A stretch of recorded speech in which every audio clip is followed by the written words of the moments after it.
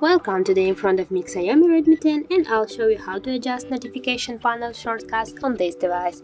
So first you should open the notification bar and right here you will see the edit icon. Tap here and here you can see all our available icons what you can add, and here you can remove this icon from your notification bar.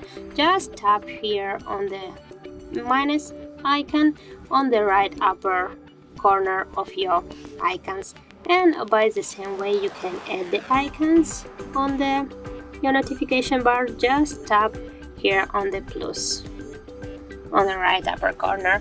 Also, if you want, you can move icon. You can just change the icon position here, for example by just pressing for a while on the icon and move it to near the icon when you wanna just took this icon. So now we will tap to done, and as can you see, that's it. If you find this video helpful, leave like, comment and subscribe our channel.